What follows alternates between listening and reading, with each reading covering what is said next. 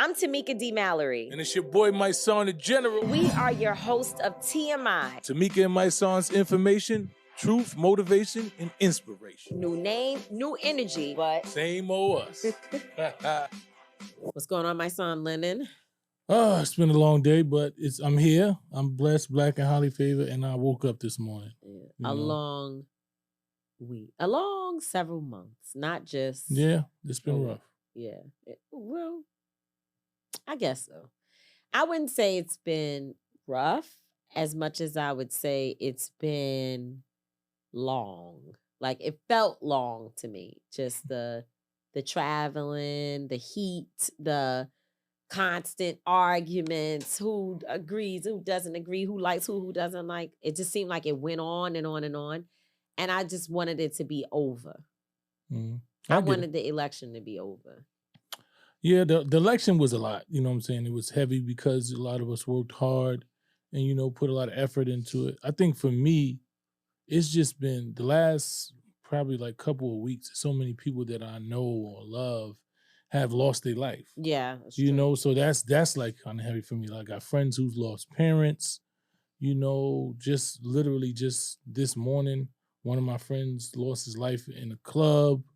You know, 2 days ago, Chubby Baby, who was somebody that's loved throughout the industry, like was such a good dude, lost his life. You know, we got Clark Kent. It's just constant people just losing their life. You know? So I'm blessed to still be alive. So I can't complain about any of that, you know, but it doesn't feel all the way good to just constantly keep seeing death around you. So, yeah, you know, I'm wrestling with that.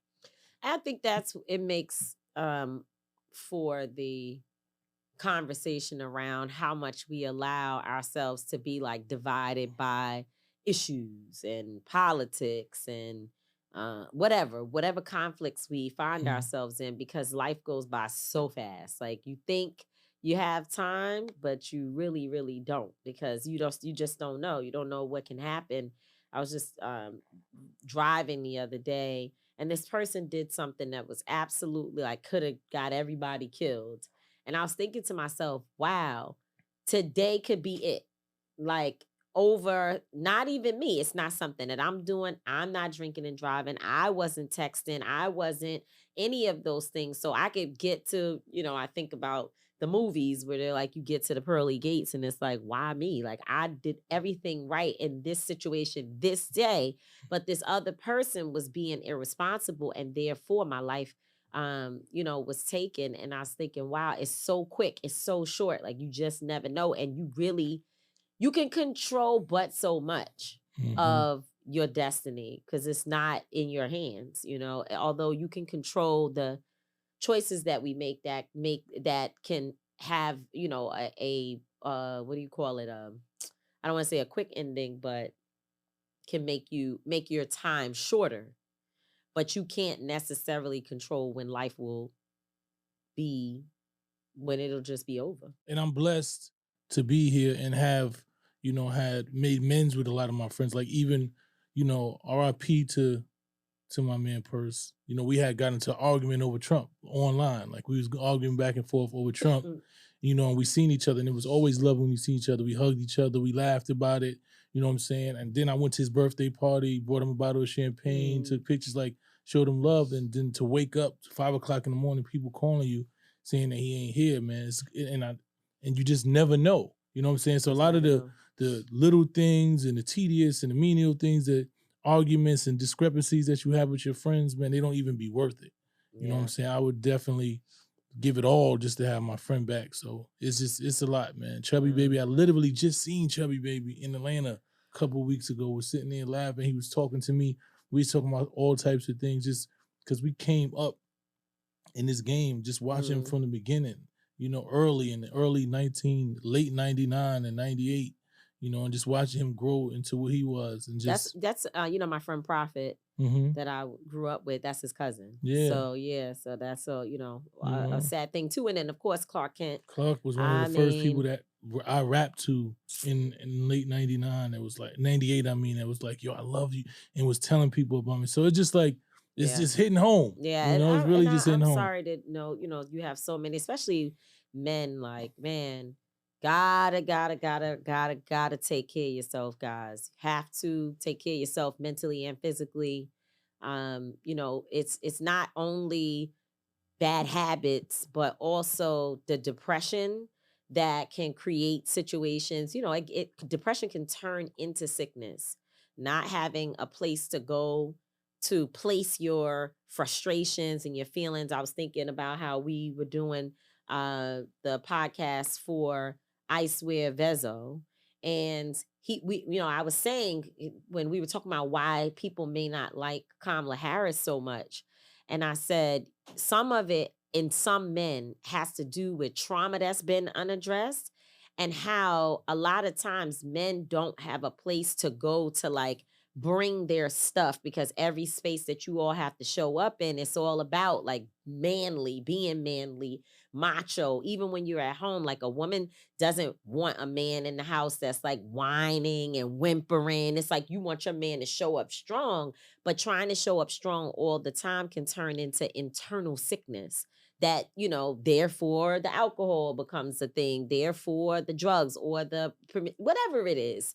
And so, I just think that it's an important message for us to be out here preaching and teaching that you all as men, and we also as women, but need to be really, really taking care of ourselves. Y'all need to be taking care of yourself.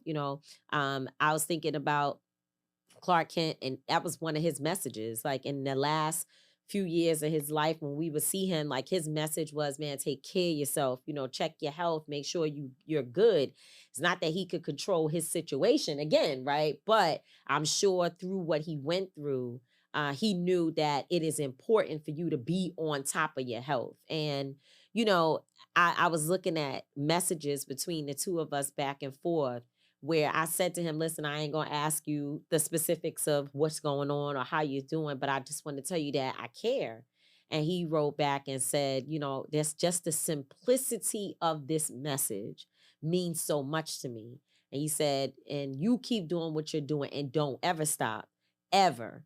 And that's something that'll stick with me for the rest of my life, That was Clark, man. Clark was one of those people that when it came to hip hop, he had all of the knowledge. He would give you all types of background. He would debate you about lyricists, but his energy was always beautiful. It was never, never a negative energy. You walk into a Clark Kent party, he was one of the top DJs in the world. You know what I'm saying? If you've seen him just in the club, he would look at you. He'd give you this love hug, like, yo, good to see you. You know what I'm saying? So, and much love to his wife, Keisha. She just beautiful, just amazing. And it just was they are a beautiful group couple. She will continue on with his legacy, with his family. So Clark Kent and your friend Percy and the number of individuals that just I see it. And perhaps the internet has just made it more real, and we see it a lot, but there's a lot of death that is taking place. Well, that's why we got to live life, man. I'm telling you, if you don't listen to nothing else I say, you could debate me about anything, but live life, enjoy yourself, surround yourself around people that have positive energy, do things in love, peace. We are at this age, and when you get to the 40s and almost 50, you have to surround yourself by nothing but love and positivity. Anything else is causing stress, is wearing down on your body, is taking away from your health. You got to make sure that you take care of your health. Go on, get regular checkups. Make sure you're eating properly, exercise, do all the things necessary, man, and surround yourself by good and positive energy. I don't want to be nowhere around nothing that I gotta force, that I gotta worry about if somebody gonna shoot me or kill me. Like I don't want. I'm past that. When you was 20, you thought that was cool. I want to go to the club. We might have beef, and for some reason it gave you some adrenaline rush. I don't know what the fuck we thought was so cool about that, but you realize now that was the dumbest shit ever. I want to go when I look or think there's somebody that might have a problem. I don't even want to be there no more. I don't want nothing to do with that. I want blues music. I want slow jams. I want R&B. Like, I don't want nothing that's going to cause any type of drama. I want to leave at the end of the night tipsy after I drink on a little wine, a little whatever, and I want to go to sleep and wake up and say how much of a good time I had. That's it. That's what I want to do now. No, that's the end of that. I said, if somebody says, well, Tamika Mallory, you a dirty, 2-bit, no good, so-and-so, I'm going to say, you right. I was thinking the same thing about myself. Have a nice day. Don't care. Not interested in turning everything into a fight, because what we're fighting on the outside, the things like I keep going back to the person in the comments section that said to whatever these young men, I ain't gonna go back over the story. If we only knew who the real enemy I say is, then we would focus so much more of our time on that. And I truly do believe that over the next several years, we will be meeting, and I don't want to say it as if the enemy hasn't always been around, but we'll be meeting the enemy in rare form and have to stand up to that. So, speaking of such, let me tell you my thought of the day. So, yesterday, a video of Donald Trump talking about some of his policies and some of the first 100 days, like things he intends to do, was released. And one of the things that he touched on was that he will be immediately addressing the gender affirming care and stopping it. Only two genders that will be acknowledged is male and female. And there will be no more puberty blocking medicine. Any doctor who is found to be administering and prescribing those types of medications for minors, they will not be eligible for Medicaid and Medicare to go to their medical facilities, and they'll be placed on different lists or whatever. So they will not be allowed to care for minors who have any kind of that they're transitioning in any way.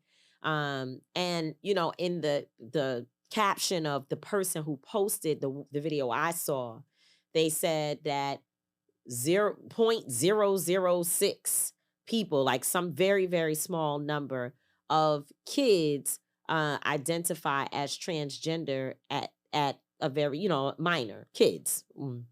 Now, throughout the campaign, there was this whole thing about there being a youth or kids that go to school, and then when they get back from school, they're either, and I'm really literally trying to paraphrase it, because I think for me to sit here and even repeat the stupid that I saw, that people leave home, go to school and come back, they was a boy when they left and they come back a girl, I can't even repeat that and make sense of it. So I'm going to say that what they probably meant is that the kid would go to school and say, I feel this way, and then they come back talking about changing their sex, because I just can't process the other thought, because there's no way that can happen. There are not doctors in America giving children sex changes or changing their gender. That is not a thing, right? It is not a thing. But the gender affirming care, that is something that people have had to get and had to consult with medical professionals about. Now, first of all, let's just be clear. The percentage, and I actually wrote this down, that there is little to no utilization of gender affirming surgeries by kids, minors who identify as transgender, little to none. Also, I couldn't find the exact percentage, but I know that everything I read said that it is almost like no kids using gender affirming medication, except in extreme circumstances. So let me tell you, when I read what an extreme circumstance may be, it's not all about changing your sex to something different, right? It's not all about changing your gender.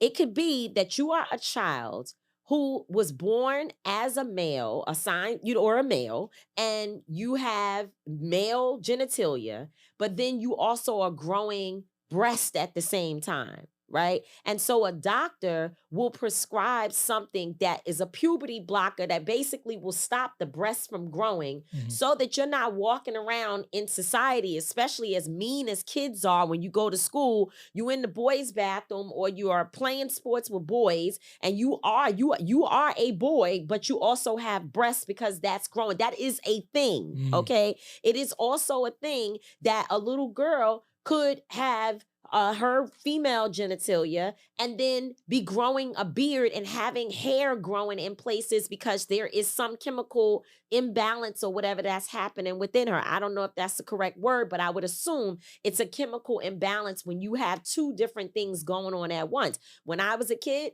I grew up, I had vajayjay, and the vajayjay and the breast grew at the same time. I never was in a situation where all of a sudden certain things made me feel like I was a boy, and then something big muscles. right. Yeah, like whatever can be I don't want to misspeak about it because it's too serious, right? And so you have doctors that see these things. You might have a child who is extremely depressed, who is suffering with, issues, looking at themselves. They're very confused, and there are doctors out here who know what to do. Now, are there doctors that might be actually working with and supporting a child who's saying, I am not a girl, I feel like I'm something else, and I want to transition? Maybe they are. But the statistics, the data shows that is happening at the low, super low rate. So it's not, as someone else said to me, someone we both love and care for, said to me, it's not important at all, that it should not be happening at all because it's not important to give children gender affirming care. I don't agree with that. But here's what I say to all the people that I'm watching online who have so much to say about this topic. It is true that this is a very, very minute issue that is not happening at large rates to a bunch of kids everywhere you go. Because I've asked you, I've asked other friends of ours, I've asked family members, how many of y'all, the kids in the class, are transgender, or your kids went to school, came back and said, I feel like I should be something else? And most people are telling me that didn't happen. But you know what is at high rates? Mass school shootings. You know what else is at high rates? Fentanyl deaths among young people. So it is interesting to me, right, that this person who people think is the big bad wolf, he's the big bad Trump that's coming in to deal with this thing that is this small. It's this small, and yet these other things are this big, and his top priority is to address this. You know why? Because what he's not getting ready to do is go tell the NRA and the gun companies that they have to do something to stop guns from getting into the hands of kids. That's what he's not going to do. What he's not going to do, because he didn't do it while he was president before, and he had no intention of doing it now, to address the issues that Congress has laid before the Republican Party to say, sign on to this that will help us to deal with people who have access to guns with mental health, who have access to guns, as they say, the Beltway or whatever they call it, where there's guns that's being trafficked up and down our community. And by the way, this is before the quote unquote border crisis. Because what about the fact that there are companies that profit, they make money off of, so you can't blame this on the immigrants. You got to look at the people. It's like they say, drugs aren't being made in the Black community. So why is it that only people in the community are being held accountable for the drugs? Why are you not? You should be out immediately talking about finding ways to crack down on these gun companies and the NRA. You know what else he's going to do? Oh, he said he's going to target big pharma to make sure they stop with gender affirming drugs. Well, will he also deal with the fact that they have profited off of and marketed opioids and fentanyl and other drugs to our community? Are they going to do anything about that? No. You know why? Because those are his boys. Those are his donors. Those are his people. So it's interesting to me that people feel, which is true, that the issue of gender affirming care is something that is small. It's not something that should be significant. We shouldn't be focused on it. Okay, if that is in fact the truth, then why in the first days of his announcements did he not say, I'm going to get to this because I have an issue with this? And it seems that a bunch of Americans also have an issue with this, because we know Black folks, we know people of all races that have an issue with the gender affirming thing. But this is not as significant as the fact that your child and my child are more likely to go to a school, a mall, a skating rink, or somewhere and get shot by somebody who happens to be a person that has a gun in their hand because they probably have some mental health issue, right? Or to get drugs out of the hands of our kids. Everything you said is on point, and I I tell people all the time, Donald Trump is a master manipulator, right? He's figured out, and now he aligned himself with Elon Musk, you know, and he's figured out how to target certain things that he know triggers people. Like as a man, like as an alpha male, you want you, especially when you're young in the Black community, we've been taught a lot of things about that they're trying to demasculate. They're trying to emasculate us, and they want us emasculate us, and they want to feminize us and all those things. So those are fears that we have, right? So you fear everything. You like, no, we're not going to let our kids be emasculated. We don't want that for our kids. So he stokes that fear. Even though as you grow older, you know, when I was 20 and all that, those things were prevalent in my mind. I ain't gonna be around no gay person. I'm gonna stay away from this. And as you grow older, you're like, well, that's their part. That's their issue. That's their reality. That's how they live their lives, right? They're not bothering me. They're not imposing anything on me. It's not rubbing off on me. I'm who I am and they who are. And everybody is an individual. And you start to realize, well, that person is an individual. He's not doing nothing to me. She's not doing anything to me. So why is that such a big deal? But what Trump knows is that it's inside our community. It's a certain thing it's a conversation within our community. So he plays on that. So when he says we don't want no transgender and we don't want this, he knows that the average person, especially a male who feels he's a strong male, is gonna say, yeah, we don't want that for our kids. Even though you don't see it for your kids, when you go to school, you don't see it. That's not something, your kids are not coming home saying, hey, Dad, this is what happened in my school today. You know, they tried to tell me I was trans, or I went to school and they taught me about, this is not conversation that happening, but he knows how to stoke that fear. He knows if he constantly says that, even if it's not happening, it's just like they're eating the cats and they're eating the dogs. Even if it's not happening, people keep on, the migrants are raping and killing you, even though the percentage of that happening is damn minute. Yeah, and that's the same thing. So that's what the thing is. He focuses on the low vibrational shit that he knows triggers you, right? So when I have a conversation, they like, yo, I had a conversation with a guy in Michigan, and we just talking about the election. He's like, I ain't voting nothing. He said, I'm gonna ask you a question, man. Is Kamala Harris giving transgender operations in jail? I said, what do you mean she's giving people operations? That's what she's doing? Because I seen the commercial that said that I said, well, I don't know the particulars of it. I don't know if it was a health situation or whatever, but I heard that there was one situation where that had happened, and it was probably, you know, the person had some issues. I didn't read the whole thing, but it's not a normal thing that happens every day. He said, well, I don't want nothing to do with that. I said, well, think about this. You so focused on that. The possibility of that affecting your life is what?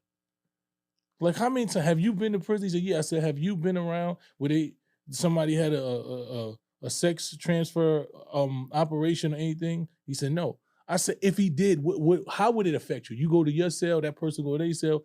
How would that affect your direct life?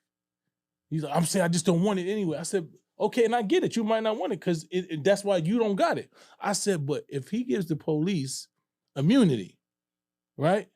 You think that's going to affect your life more than the 1% chance of that? Because you out here every day with the police. You walk every day. Your friends get arrested. So imagine if the police had immunity, right? And they was able to pull you over and do what they want to you. Do you think that affect you more, or that one operation that somebody had in the prison? And he said, you're right. I said, because that's what happens. They get you to focus on shit that don't really affect you, and it don't really matter to you, right? But just the thought of it, he knows that it triggers something in you as a male because you feel it. So this is what he does. He figures out how to trigger things in you that actually the percentage of them having because they talk about the migrants every day, and I know we have an immigration problem. We do have well, let's not say we have an immigration problem because they take little words. But there is, in fact, a situation with the immigrant community, the migrant community, that needs to be addressed.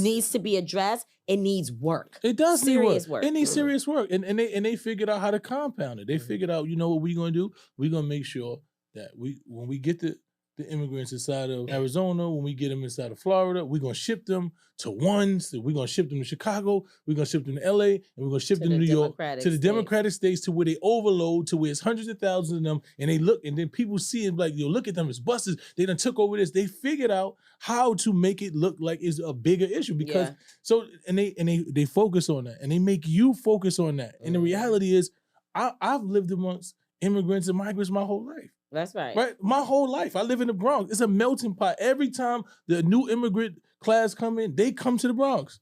You know, I remember when the Dominicans came here. I remember when the Africans came here. I remember when the Venezuelan, like, you watch them come in here, and we figured out how to live with each other. Yeah. Some of them are my best friends. And the interesting thing about it, in my opinion, is that I know a lot. I'm like you. I grew up in the Bronx, in Harlem, and then to the Bronx. And I know a lot of people who are immigrants. I mean, a lot of people who are immigrants, or at least the parents were immigrants, or the child might have been born in the United States, but the rest of their family is immigrants. And I can tell you right now that those people are mainly the most peaceful people I know. They just want to come in. And it's the people who citizens that I had to run from. So I'm just saying, like, it's fear mongering. It's very intentional. It's very intentional, and they figured it out, and they looked at the things, and I'm telling you, they have study groups. They sat down with a study group and said, what is going to trigger these people the most? Because we tell everything on social media. And we're going to keep saying it, whether it is or not. We're going to keep on stoking that fear, and that's going to be the main thing that they focus on. They're going to get so focused on the shit that don't matter, that's barely happening, that is 0.1% happening, that they're going to forget about the real shit that's going on. Right? So that's what Donald Trump has done. And, you know, like, once again, I do not agree. I do not think any child should be affirming any gender as a child. I just don't know if that's a thing. I don't think. Well, I don't know. Because, this is my personal. I'm not. opinion. I'm not. You know, you and I have had this conversation, ring around the rosy, and I, appreciate the fact that your position is your position, and it is what it is. But I do want us to make sure it's clear that we are okay with children affirming what we learn to be fact. So let's just be clear, when we were children and years and years, whatever time, somebody said, this is what it's going to be called. This is this, and that's that. Male, female. And those kids that say, I'm a boy, no one has a problem with that. If not no one, but people don't have an issue with that. So we're okay with kids affirming what has been the social construct that they are assigned to. What we have an issue with is them saying, I feel like something else is happening. That's when we're like, well, I don't believe that a kid should have the right to that. Now, I do agree with you. I agree with you 100. I just want to make sure that the premise is clear. But I do agree that a child should not be able to make a life-altering decision before they become an adult. That's a fact. Because that does not mean that I don't understand, believe, and 100% feel that parents that know their children are going through something, because I've had parents sit in my face and tell me, we tried to ignore it. We tried to do therapy. We tried to say maybe the child is just crazy, weird, all kinds of things, because we were ignorant. But once we began to try to understand our depressed child, our child that was withdrawn, our child that was cutting itself, him or herself, or doing certain things, after we tried to understand and they were able to open up to explain to us that they don't feel like the body that they're in is who they truly are, then we had to figure out a way to wrap care around them, to take them to the right, not just any psychiatrist, because you got psychiatrists and therapists who also don't agree, who might be sitting there telling the kid, oh, you just, you need these pills to make you, I don't know the right pills. So again, I don't want to just be throwing things out, but you could give kids stuff or people things that dope them down, make them feel like, more depressed, instead of trying to help them figure out how to cope with the situation that they're in. And so with that being said, right, I do believe that families should be supportive of their children and trying to understand what the kid is experiencing and educating themselves. But I do not believe that a 12-year-old, a 10-year-old, a 14, 15, even 16-year-old should be able to go to their parent and say, okay, now I'm ready to change my genitalia from one thing to the next. I don't think that, now if they say that they want it, they want their name to be something different, and they go to their family and the family sits together and work out an understanding, and it takes a lot. It's a lot of therapy for everybody. It's a whole lot. And I think your children are worth investing in that way in them. But I don't think that people should be changing their sex before they're grown and able to fully understand the decision that they're making. Nevertheless, it's happening at the lowest rate of anything. You're right. And I agree. I just said, that's what I say. I just believe that, as children, we make a lot of harsh decisions, brash decisions, or decisions that we're not 100% aware of. Like I've watched, I've been at 15, 16, thought I knew everything. Was like, nah, I want to do this. I'm going to do this. And then by the time I was 19, 20, I'm like, I don't even know what made me do that. So those are realities. And then there's just the reality that we just don't know. Right? If you're not somebody who identifies as trans, or you're not somebody who's dealing with that reality, you don't know. So I don't want to put anything on somebody else based on my reality and based on my experiences, because my experience is not your experience. The way that you deal, your brain doesn't work like mine. Your body is not working like mine. So I don't have the right to impose my mentality and my emotions and my physical feelings on you. Mm-hmm. It's just not right to me. But I do not believe that we should be making those lifetime decisions before a person is an adult person. I think then you let that adult person make those decisions, because at that point they can't blame that on anyone but themselves, and they're fully aware. I just don't. That's just they can't put that on anyone else with themselves. Not blame. It's your decision to make, and I think an adult should be able to do that. Yeah. Yeah, I agree. I believe that they're trying to tell us that they're trying to emasculate men, especially black men. And I want to clarify that there is definitely an attempt to emasculate black men. When you look at TV, when you look at a lot of different things, this whole toxic masculinity thing I feel like it's oversaturated, is used in too many point of views, and everything is not toxic masculinity. I believe there are things that are masculine that we do as men that is toxic, but I can't believe that everything that we do, because a lot of those things we are taught to utilize those for survival. And I say this all the time. A lot of things that people say is toxic masculinity, when I was in prison, if I didn't utilize those things, I probably wouldn't be here. But does that mean it's toxic? I can't tell you it's toxic, because it was survival mode. Mm-hmm. It was things that we use to survive. When you're in the jungle, and you're around wolves, you either gonna be a predator or you're gonna be prey. Right? Mm-hmm. Once they sense that you pray and you crying and you emotional and you can cry all the time and you got to explain all these things, that doesn't work in the real life where we are. In the real world, in the real world where I'm from, it just doesn't work.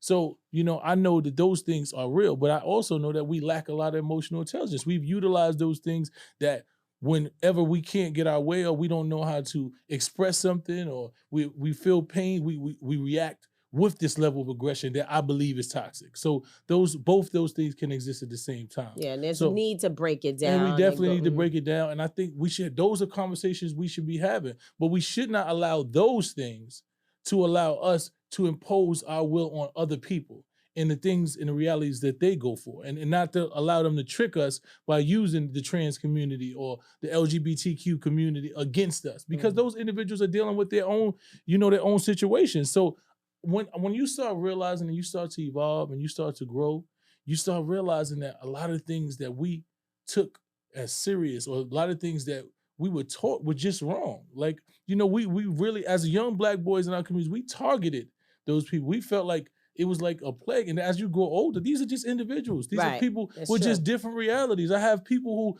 that are gay, that are LGBT and trans, that are cool people. I don't think that you know a lot of trans people. It's not that I know a lot, but I've been around them, and they were fine. And they were fine, and they were cool. They respected my space. They didn't have the boogeyman or whatever you talking about. No, exactly. They were just, they were human beings trying to survive, and their reality was just different than mine. Yeah. And we respected each other's space. friends. Yeah, especially And they if you in this industry, if you've been in this industry long enough, then you've been around gay and trans people. That's just the reality of what it is. I don't know about trans people though, or Yeah, maybe don't they know, are and they just never say Who it. inside the industry? Oh, okay. Oh, Okay. Because I think that's another thing is that people, when they don't experience something or they haven't been around it, they listen to whatever they hear on these shows and in this on the internet. They listen. They've been in this industry for years. Well, I'm just saying, until my older years as an activist, I had not met a openly trans person. That was not something that I was introduced to. Oh no! And once I did, I was like, okay, my first reaction certainly was not a positive one. Like, let's just be honest, because I had been told they're this. I mean, all kinds of things. I don't understand. So you trying to tell me you never was around men that were dressed like women, that were like fully dressed like women? What my experience was more of the opposite. In my life, there may have been one or two men that were like kind of like what's his name?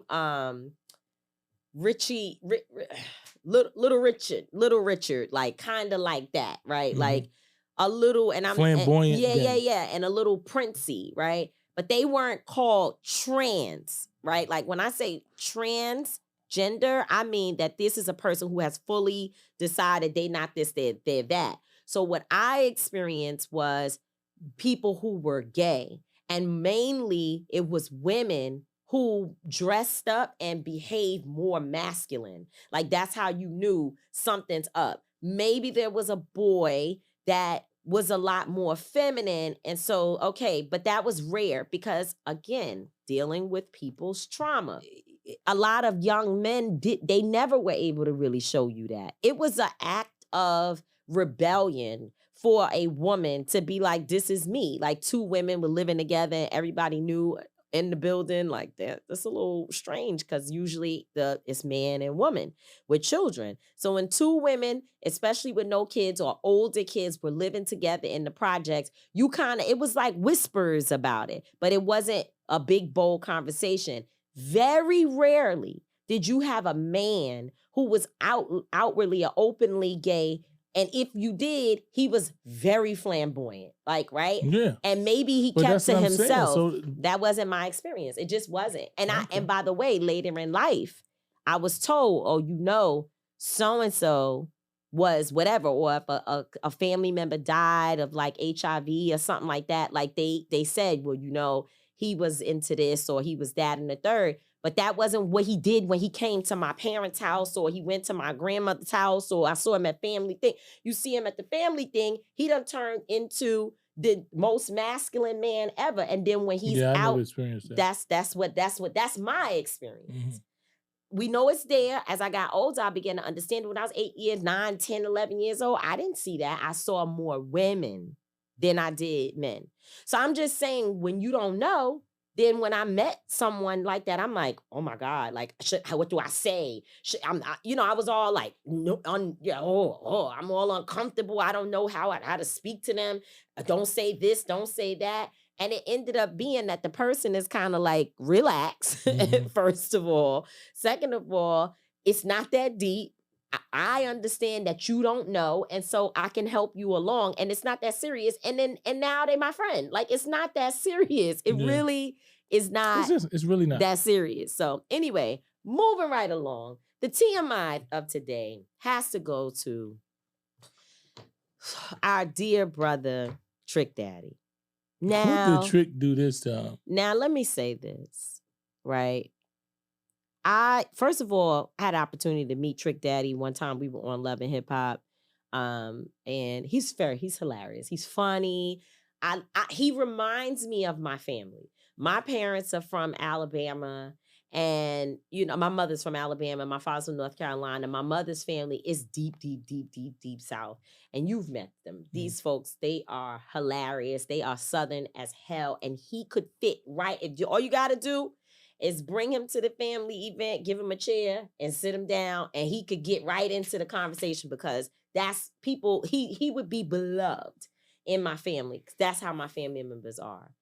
But he said the other day that he doesn't understand why people want to put Afro in front of the title for like who he is, his culture, African American. Because I ain't never been to Africa. I ain't thinking about Africa. I heard it was a nice place, it's beautiful and all of that, but I ain't no African and I'm not whatever. And, his point is like he don't need to be attached to African. He can just be American.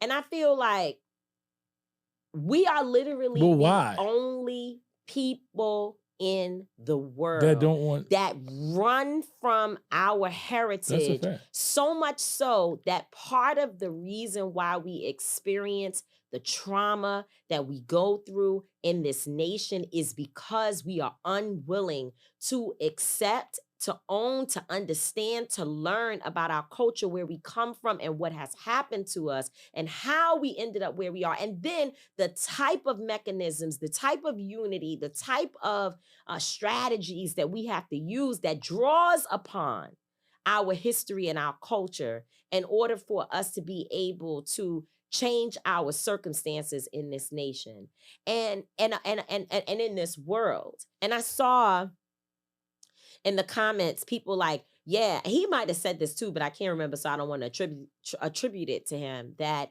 white people don't say that they are European, right?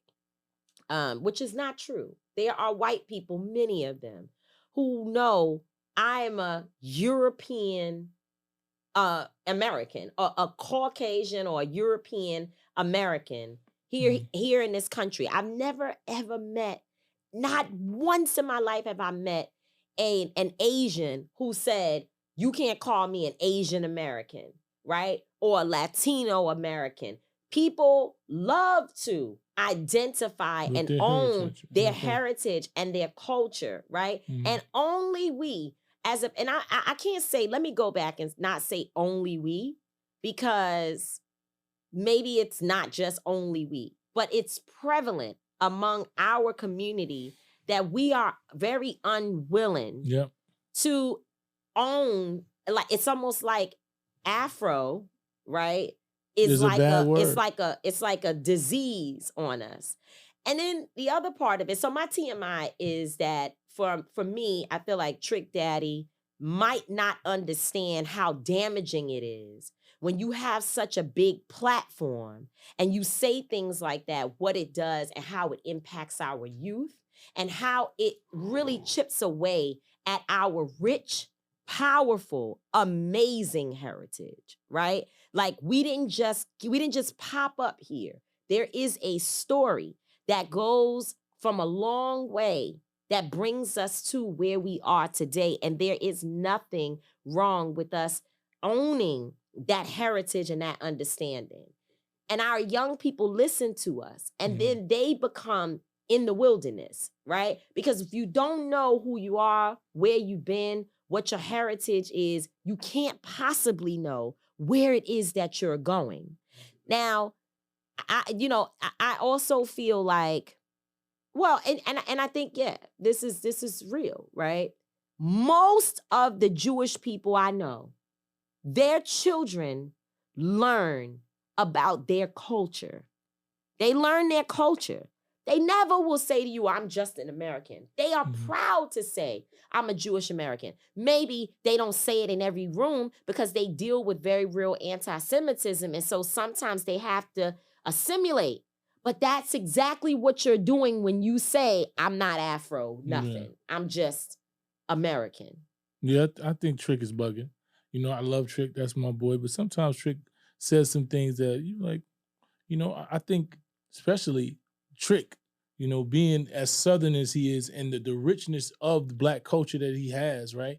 And understanding that Southernness, it brought some of the motherland here. Like it's still in you. Like when you go deep South, you can feel the roots of Africa in the deep South. They still have the roots there. So when you disconnect yourself from that, then you try to assimilate, and you can already see they don't want you here. They separate you every time they get a chance. They say African American. They don't want you to ever think that you just American. And you should grab on and hold and look into your heritage and understand how rich your heritage is. A lot of people, there are a lot of people that say that though. Like, a lot of people say, I never been to Africa. I don't know nothing about Africa.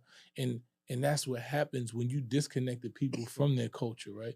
You don't have Asians that'll say that. They're never just going to tell you they're American. They're just not, because they've been brought up in their heritage. They've been brought up in their culture. That's true. They have their customs. They have the language that they still identify with. All of the things they can bring. They show you the history, and they make you proud of that history. So what I think has happened, a lot of people want to disconnect themselves from the African culture and history because they don't see the richnesses and they don't see the powerfulness in it. They think it's some level of weakness or it's some level of, beneath, because a lot of people within America try to push that on them.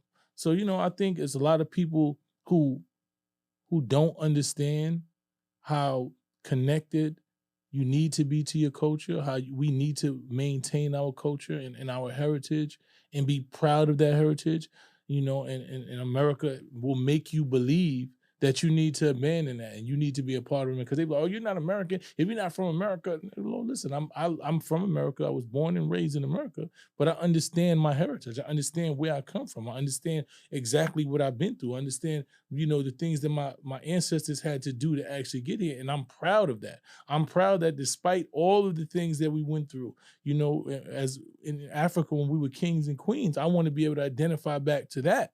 I want to be able to have that heritage, right? Right. I don't want just the culture of Blackness to start in America, because to me, Right. that wasn't a good start. Right. know? Right. And as you said, like, our beginnings here were not that great. And there were those who traveled here, which we learned even before Christopher Columbus. And so we as Africans had already set our feet on this soil, right? We had already, before Christopher Columbus claimed to discover America, Africans had already discovered that this land was here. And of course, we know that the natives to this land were thriving on it, right? And so when I hear that, it makes me think about Marcus Garvey's quote, where he talks about up you mighty race.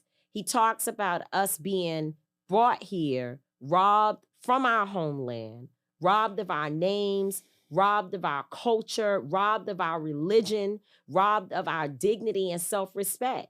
And, and he says we shall rise, but I don't know that you can rise without knowing where you come from and never being in a place where you want to disconnect with the thing that actually gives you so much greatness. It actually sets you aside. And I saw so many people writing, oh, because the Africans, they don't want us. No way. And that is the biggest lie that's ever been told. That's another thing that is misinformation.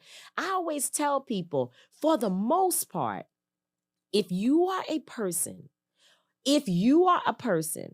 who has never been to Africa, when you say Africans don't want us, they don't love us, they don't respect us, they don't like us, just know that for the most part, those are Americanized Africans who learn the same disrespectful shit you've learned. That's really the truth. That's a fact. The same disrespectful, rude, cultural issues that we as Americans have here, those Africans more than likely are Americanized, and they come here and they learn the same thing. Everybody learns that quote unquote Black people, which Black is considered a race because it is used obviously on every application or whatever. If you notice, they try to change it to African American, but sometimes you'll still see them use race.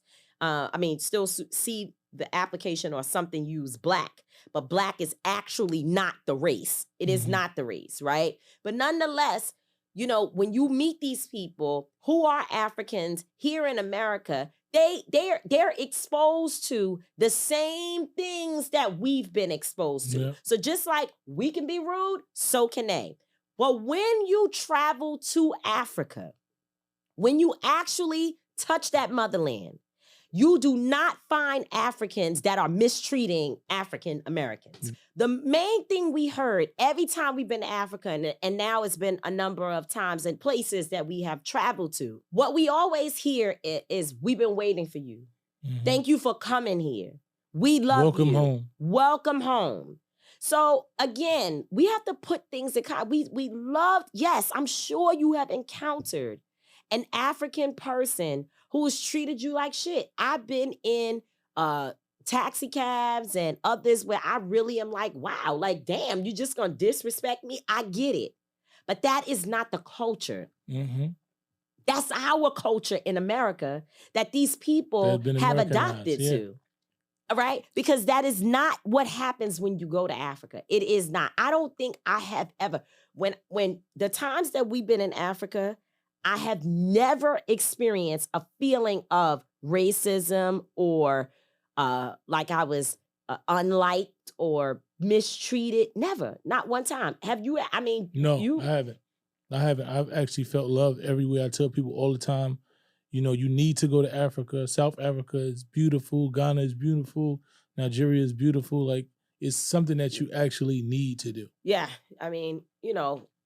Have to do. So that narrative, you know, sorry, Trick, you know I love you, but you're going to have to grab onto that Afro because you're Afro-American. Right. And you know, the darker we are, they definitely associate us with our culture. And I love it. I own it. And I'm happy to say, I mean, sometimes I'm more into the Afro than I am the American. Well, look at God.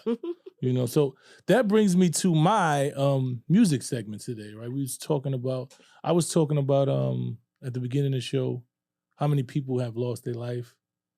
And this last couple of weeks and how, you know, I was just trying to find, I've been trying to write music actually because I wanted to talk about it, but it was a song that that touched me by Toby and G-Way, and it's called When God Cracks the Sky. You know, it's not exactly talking about it, but it's just talking about, he has his daughter on his shoulders and he's just in the hallway and it's like he's talking to her about how much he loves her and he's going to take care of her. And he was laying with her and she didn't even understand he didn't even understand what laying with her meant to him until he actually did it. You know what I'm saying? So it just touched me in a different way. If you got a chance, please go listen to it. When God Cracks the Sky. Shout out to Toby. We got to get in the studio. Like, he's one of my favorite artists right now. And it's a dope song. Really dope song. When God Cracks the Sky. I have to check that out. Yes, that sounds like something I would like. It's a lot of different artists on there. I love him and his wife and his family. Yeah. They're a beautiful group. Yeah, they've created something. And it just shows you that's nothing but African. That's Afro. You know what I'm saying? That's when you come from the motherland. Be whatever you want to be. Man, you could be everything else, but don't take that Afro off your name, Trick, baby. Because that thing right there, like that comes from them drums, man. When you listen to that music, it has the richness. Now we go to my I Don't Get It.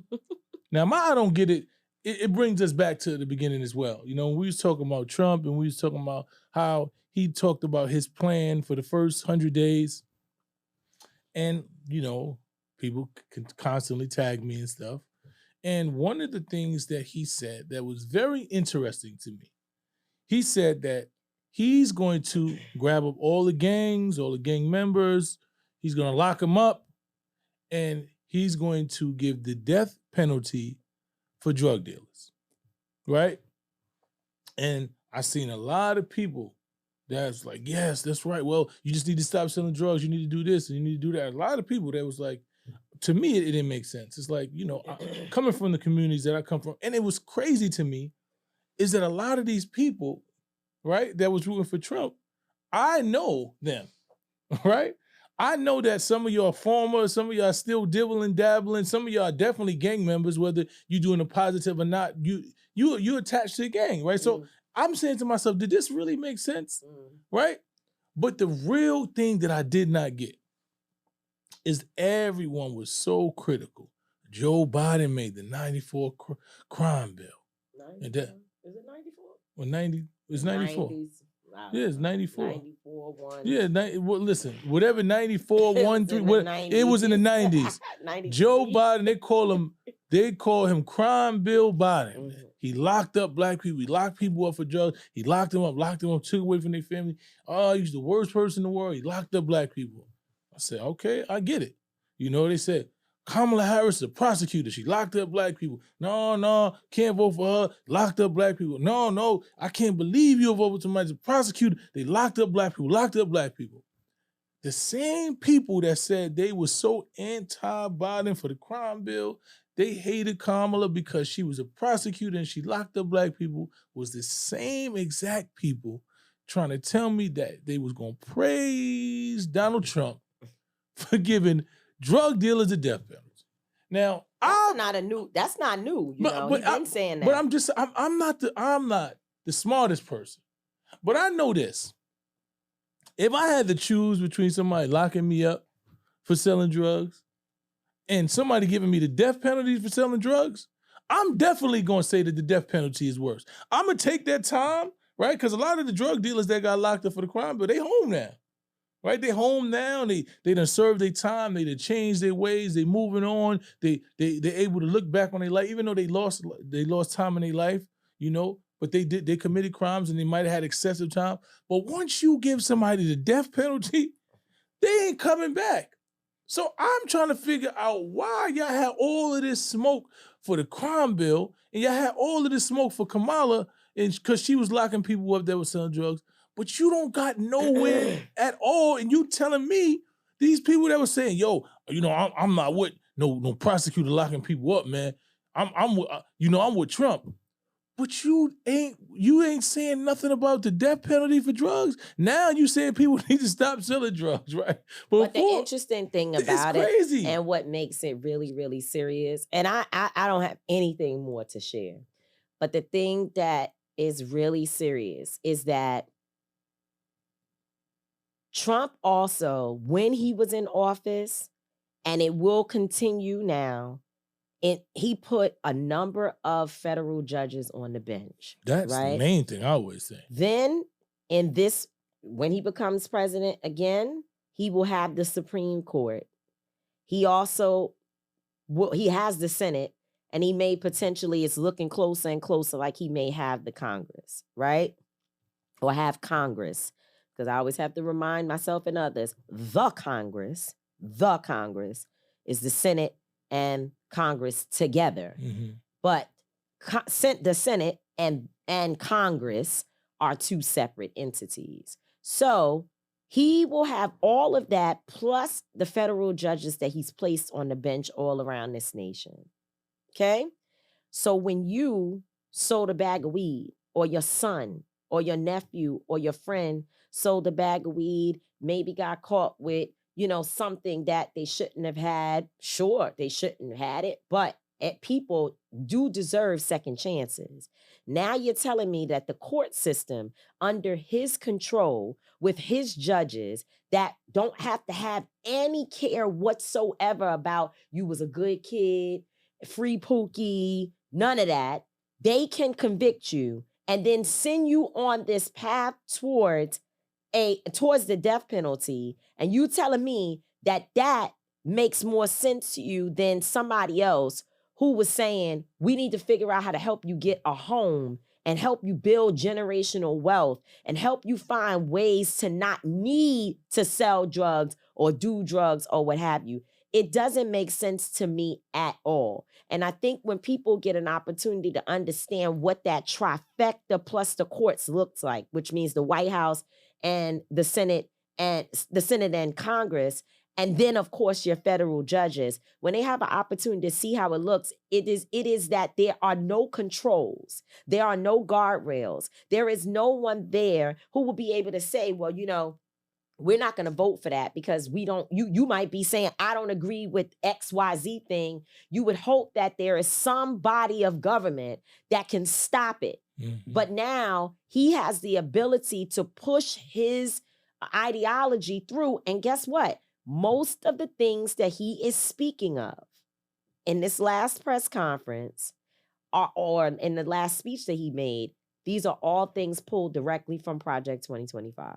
Listen, man, I'm not here to continue to debate about these things. We got. Oh, I am. We going no, I'm not, I am. because I'm not debating. Talk about it. No, I'm not. I'm going to talk about it, but I'm not going to debate.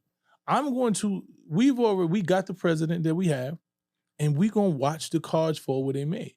Like we said before, until freedom gonna be outside, we was gonna fight whoever was the president. You know, we realized that one was gonna be a harder opponent, and we got the harder opponent, but we ain't giving up the fight. But I just want, as these 4 years progress, the people who made these decisions, like this decision that tried to tell me that the crime bill was something, but death penalty ain't. I just want you to constantly just take a look in the mirror. Every day these Stephen Miller being named his deputy chief of staff, and this man is a raging racist. But they all raging racists. And I no, think, Stephen Miller is something no, different. I'm sorry, I hear what you're saying. He's something different. I'm just telling Tamika, you. It ain't nothing different. This is no.